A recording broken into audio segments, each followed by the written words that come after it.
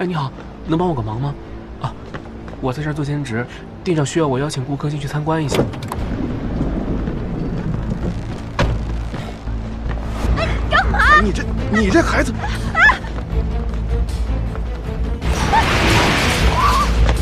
跟爸爸回家啊！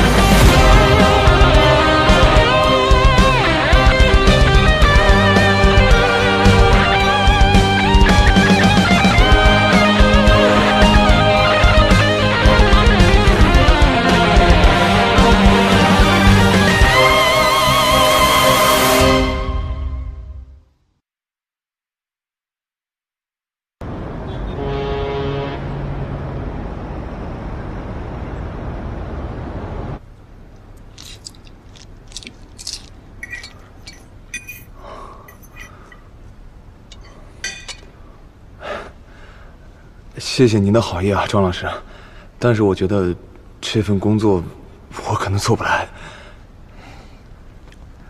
听社区的人说，你缺钱啊，但是我什么都不会做呀。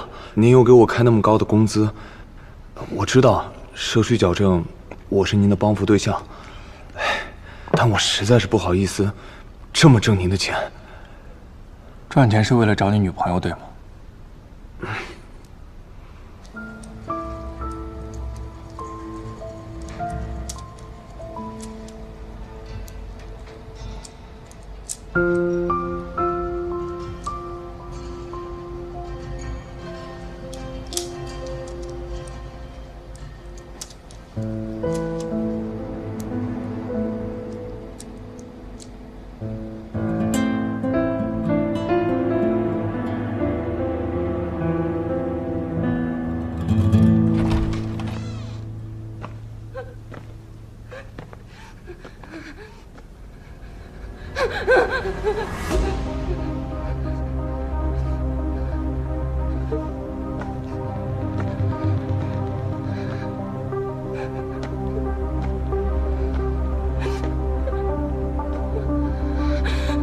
菲菲，菲菲，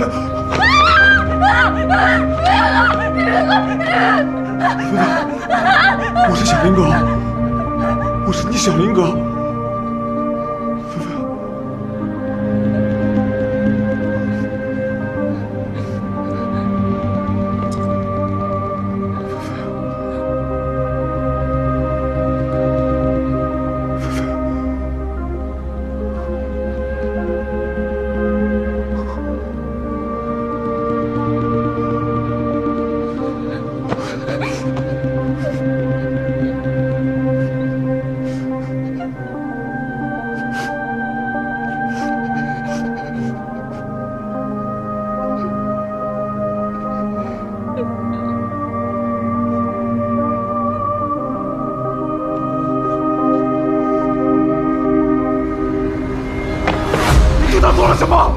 为什么变成现在这个样子？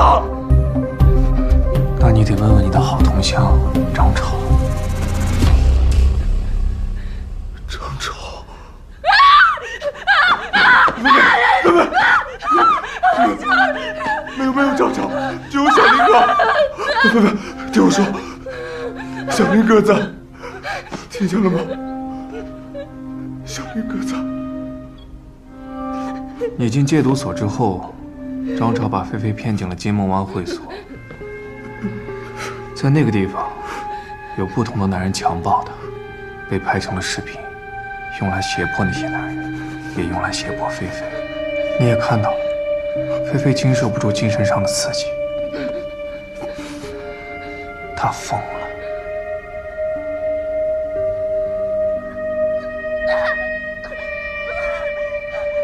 你跑什么呀？啊！你要再不听话，老子弄死你！哼！哎，差不多得了，晚上还有事呢。还有，别穿这么多衣服，客户不喜欢。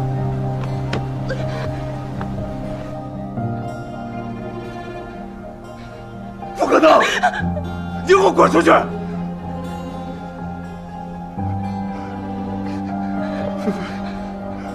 我是你小林哥，我是你小林哥，我是你小林哥，菲菲。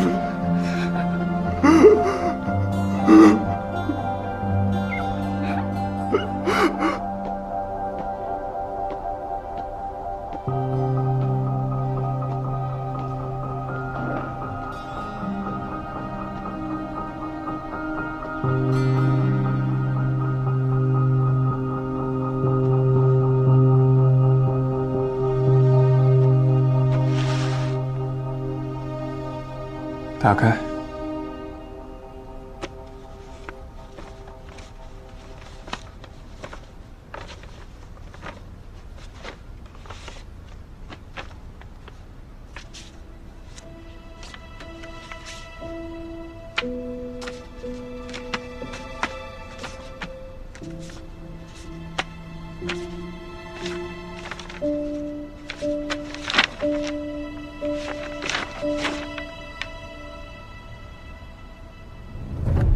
这些都是你拍的吧？你到现在都还不明白吗？你的仇人不是我。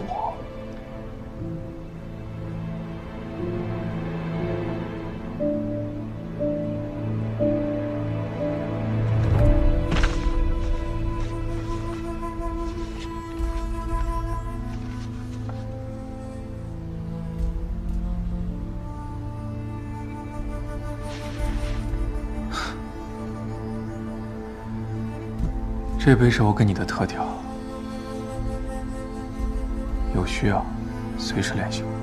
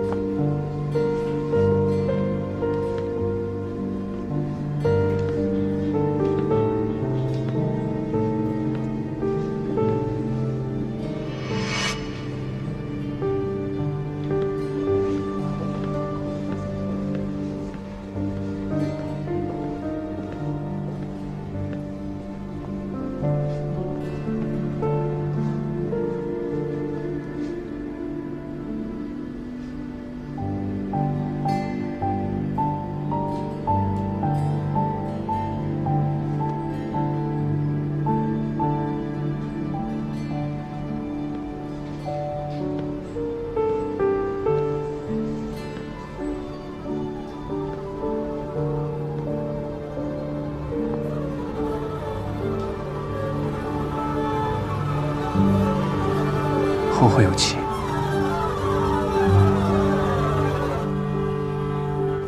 科队，报警中心接到电话，有人在桃南河下游目击过丁川。通知所有人，立刻展开抓捕，小心行事，必要时等待增援。是。一队出发。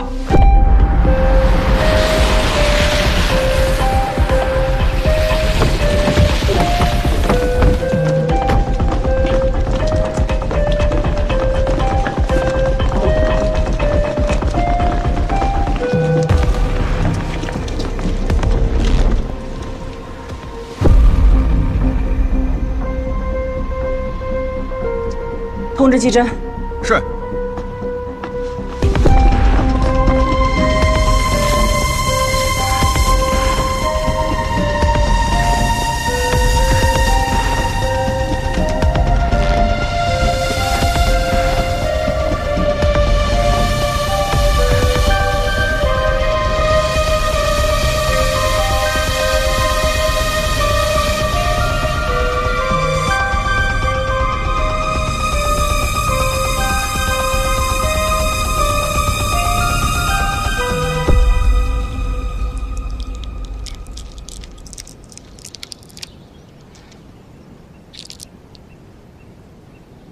甜吗？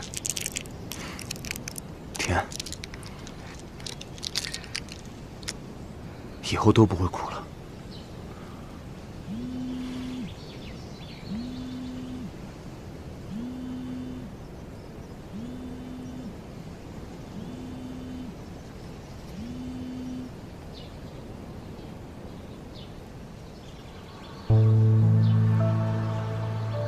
我这么说，他们能信吗？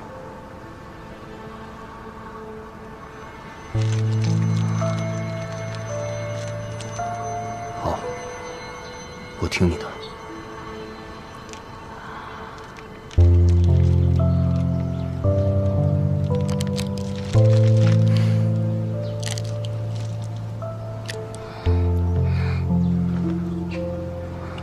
菲菲，在这儿要听大夫和护士的话，有什么需要，要和他们讲。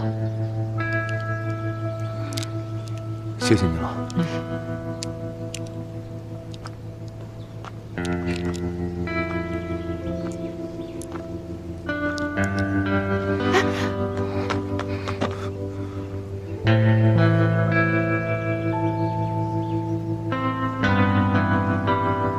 明天见，小林哥。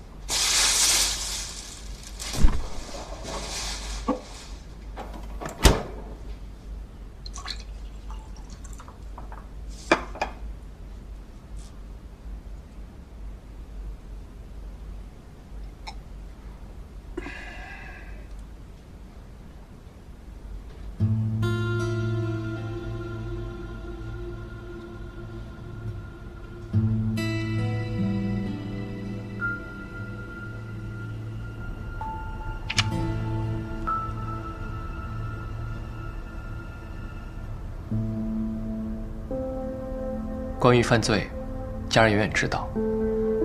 只不过，他们通常选择无知或者盲目。你不会是只看了序章吧？元哥，如果是你的亲人的话，你会怎么选？你会包庇，或者大义灭亲，亦或者假装无知？这个问题不值得讨论。你不是说心理学都是胡说八道吗？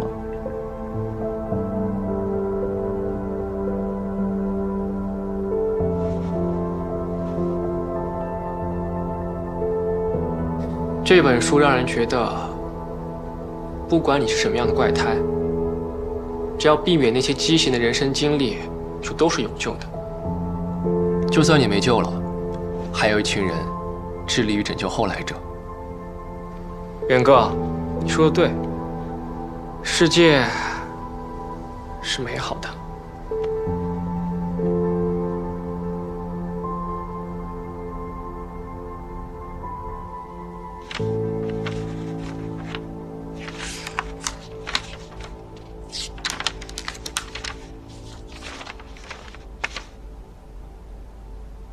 你用星星周围的色块号码做了密文，通过位移产生了英文字母，形成了一个培根密码，但我知道你不会出这么简单的题目。你在标号为0、1、2、4这5个数字上做了位移，用维吉尼亚密码再次加密了这组培根密码。我就知道，这次还是难不倒元哥。用我的生日做密钥，是怕我解不出来吗？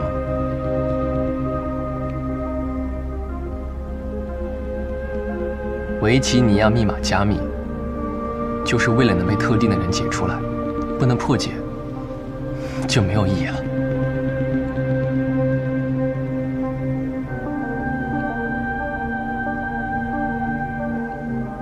密钥是你生日。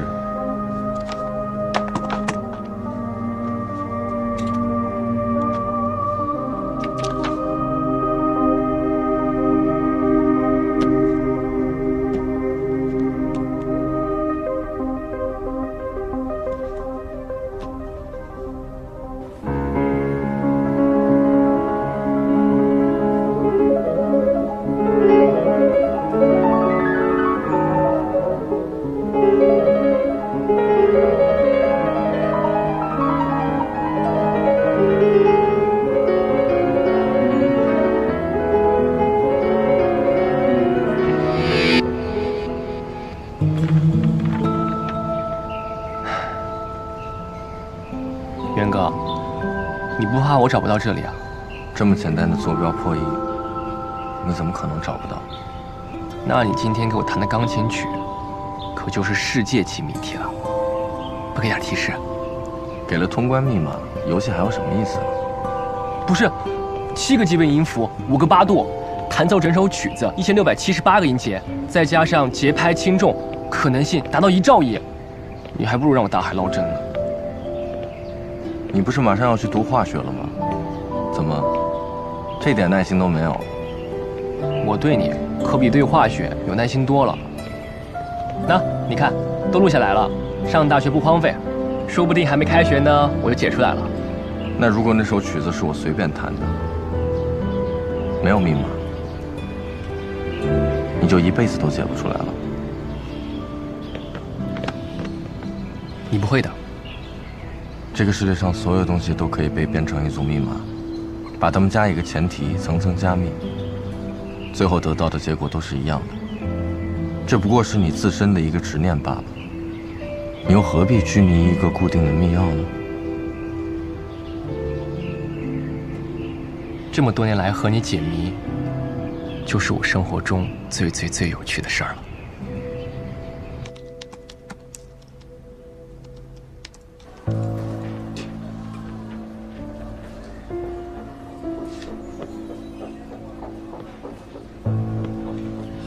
啊，对，咖啡。这个。谢谢。没加奶啊？忘了。核对。从丁川的手机上查到了他和刘婉瑶的网聊记录。之前我们没查到啊，是因为刘婉瑶的电话号是用别人的身份证注册的。刘婉瑶和丁川是在3个月前开始谈的恋爱，后来丁川发现刘婉瑶疑似卖淫，2个人就大吵了一架。因为看到过胡波和刘婉瑶的聊天记录，丁川觉得自己的女朋友是被胡波胁迫的，所以就虐杀了她。那些虐杀的手段都是跟刘婉瑶学的。2个人的聊天记录中提到过一个国外的小众论坛，是关于解剖和虐杀的。2个人也是在这个论坛上认识的。哦，这种食肉细菌是刘婉瑶告诉丁川的。后来丁川想要和好，但前提是刘婉瑶不再接客。可刘婉瑶不愿意放弃优渥的条件，就没答应。所以丁川在杀了胡波之后，用胡波的手机给刘婉瑶发信息，假借介绍客户的名义，约她到胡波的家里来，杀了刘婉瑶，抛尸并清理了现场。他应该没发现这个房间里之前已经发生过一起命案，之后就藏了起来，用胡波的身份和钱生活了一段时间。这要不是胡波家电表欠费，冰柜停止制冷，这个案件我们还发现不了。丁川家里搜出来那些银行卡查出来了吗？哦，找反诈组查了这些卡，这些卡是贩卖个人身份信息的人打包卖出去的。首先，这些卡没有用来诈骗；其次，每张卡只用一次，而且每次都是正规转账以后立马取现。这就是一个死人能活这么长时间的原因。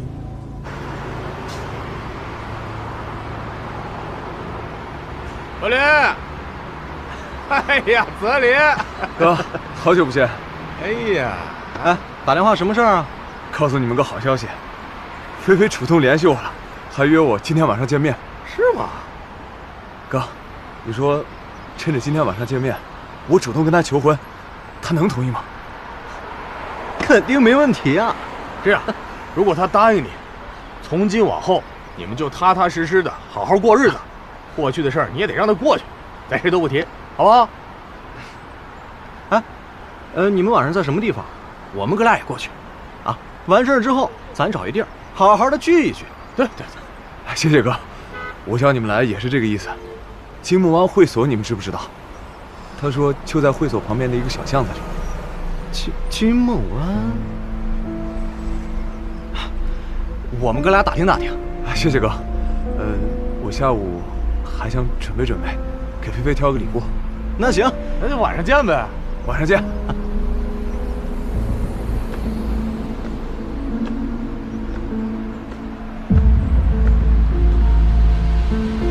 哎，徐哥，可肥找了。今天晚上9点。就在会所旁边那个小巷子里。好，好。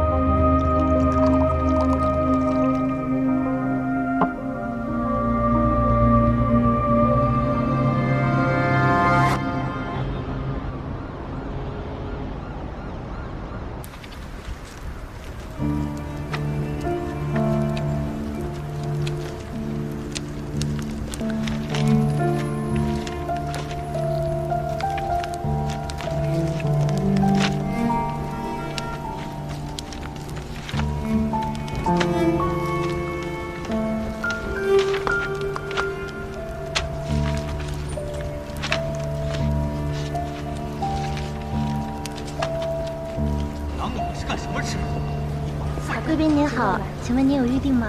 没有。这边请。厅长，先生请。这事儿千万不能捅出去。晴晴，这位顾客没有预定。先生你好，请问您几位？目前1位。好的，请稍等。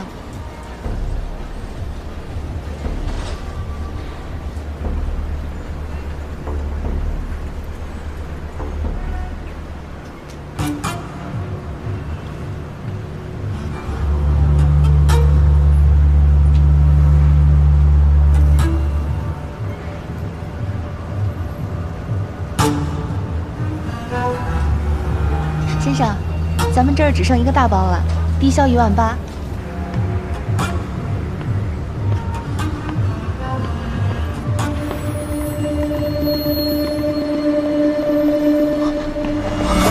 我不确定我的朋友来几位，要不我再等等，看有没有小包出来。可以。好。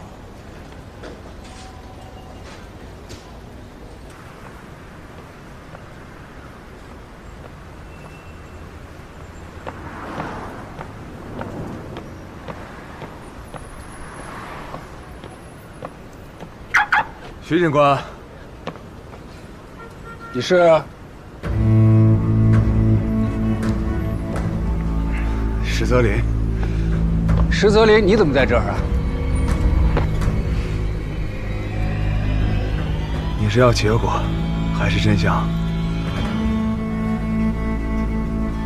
我想。哎！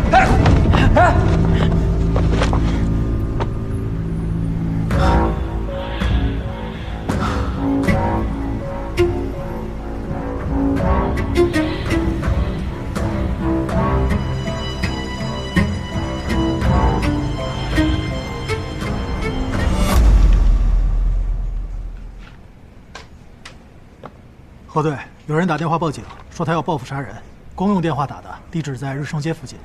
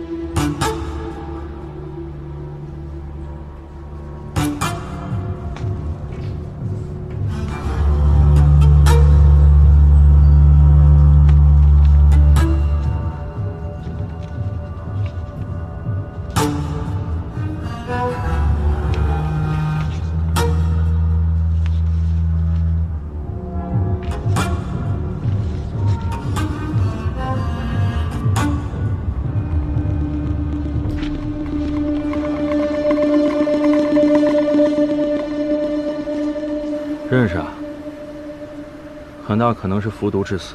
哦，对了，从他身上发现了这个。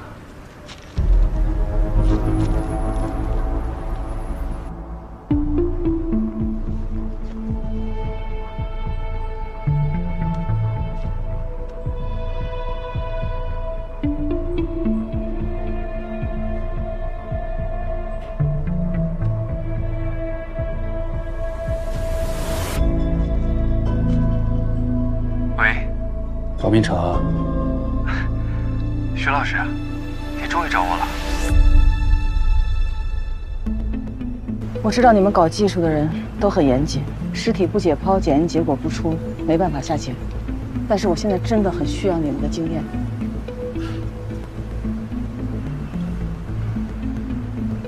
初步判定，他就是凶手。根据现场的烟灰还有鞋印儿，推测他是第一个到的，并且等了一段时间，很可能是预谋杀人。你跟石泽林什么时候认识的？我在社区当志愿者，他是我的帮扶对象，活动的时候见过2次。你的餐厅还承接社区活动呢。徐老师现在还和石泽林在一起吗？那正好，我们见个面吧。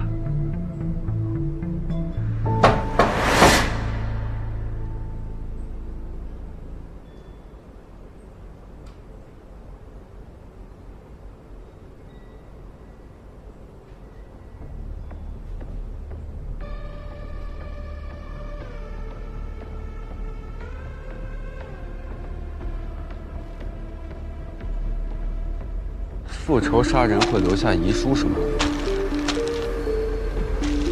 你为什么觉得他是复仇杀人，不是单纯的报复社会呢？凶手的目的明确，又这么冷静，痕迹这么清晰，看来也没想隐藏自己的犯罪过程。得偿所愿之后自杀，应该会告诉别人他为什么。行了，别在这当福尔摩斯了，让唐世奇查一下这2个电话，看看号码是注册在谁的名下，还有看一下最近的通话记录。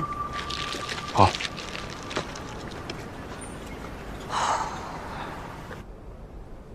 石泽林死了，怎么会啊？那徐老师为什么会出现在他家里啊？这个事件你怎么会来这儿？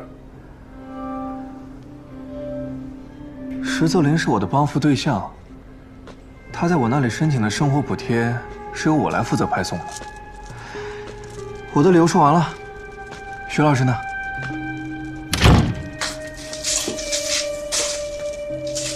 这个怎么解释啊？我听社区的人说石泽林很缺钱，打了好几份工，我就邀他到餐厅里面，问他愿不愿意做服务员。他说可以考虑考虑。我随时将你手上的电话留给了他，让他想好了以后随时可以联系我。联系你了吗？一直没等到回信。我这不想今天晚上过来，好好问问他的吗？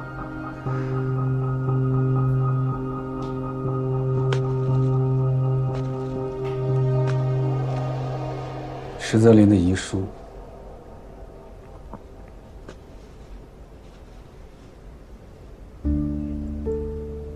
你的目的是什么？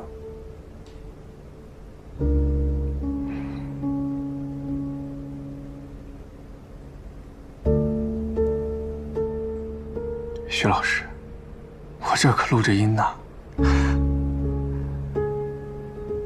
万一警察发现了石泽林的尸体之后，或多或少会有一些麻烦，但是这个可以证明我的清白。比起我这个外籍爱心志愿者，一个脱去警服的警察出现在受害者的家里，这更说不清楚了吧？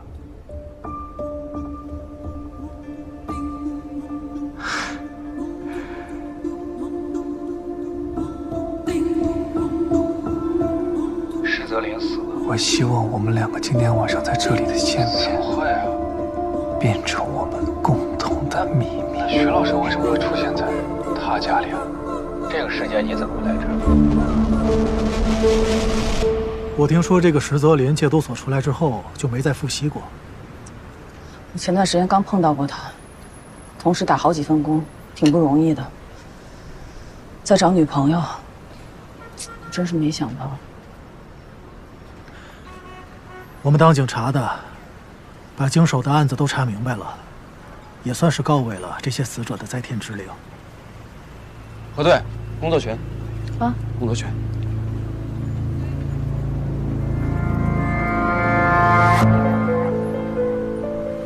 这个石泽林跟张潮、韩阔是同乡，他就是被这两个人引诱吸毒的，怎么又联系上？现在最重要的是要确认第三个受害者的身份。明明，你先回局里，等一下技术科的报告，咱们去石泽林家里一趟。好，好。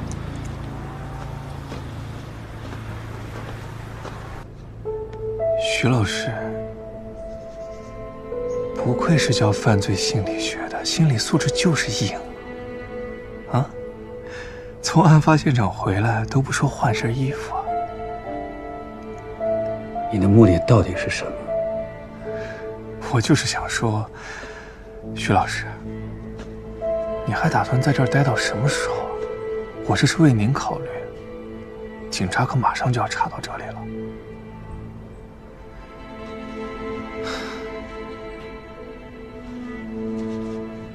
这是我的诚意。当然，万一警察要查到我的话，我也会一五一十把今天晚上在这里遇到徐老师的事情全部说出来。但是我也相信，徐老师愿意保守我们这个共同的秘密。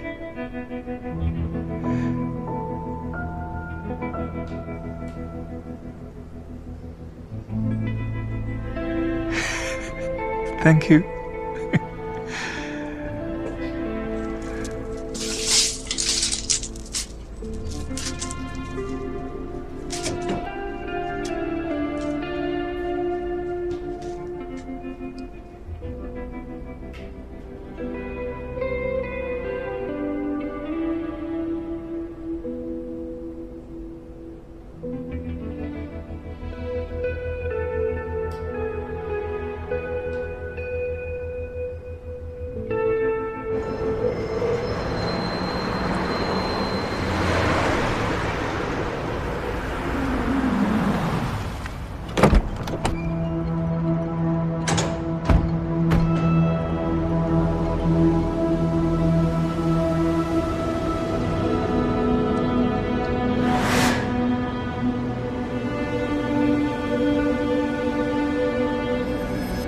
一会儿上去注意安全。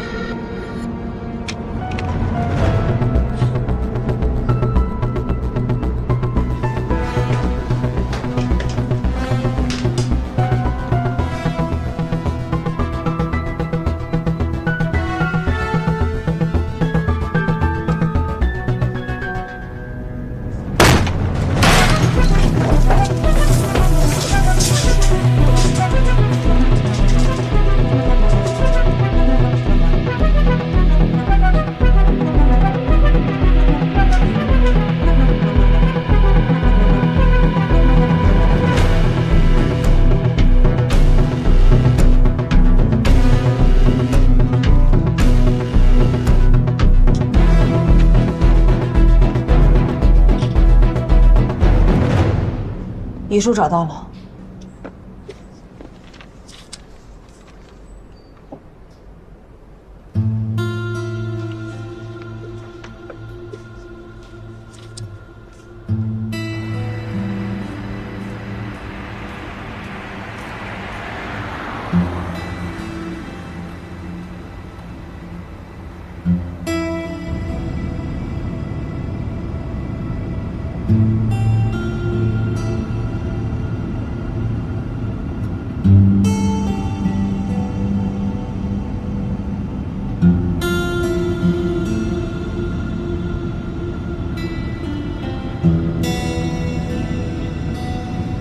陆然，你想干嘛？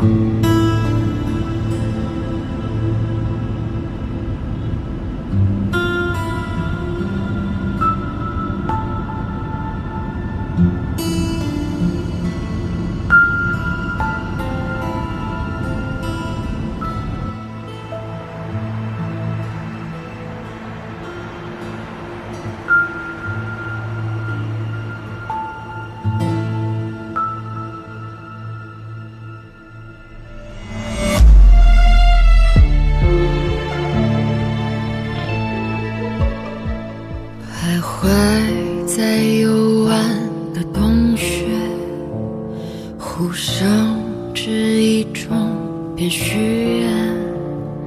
凝望深渊里那张脸，不为人知那一面，紧封住我们的高墙，横在眼前如一座戒备。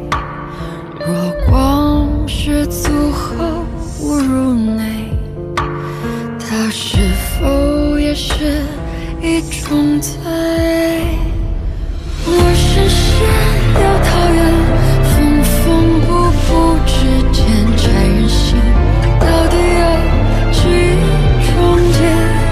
当睁开眼见黑夜，以为逃出升天，回头看这世界的迷宫，原来我深陷又讨厌，缝缝补补之间拆人心，到底有几重结？当睁开眼见黑夜，以为逃出升天，回头看这世界的迷宫，原来我活着又破裂，是真假之间走不出，灵魂将我围猎，会崩塌也重建，信念不可湮灭。我知道有出口，会存在始终，深信不变。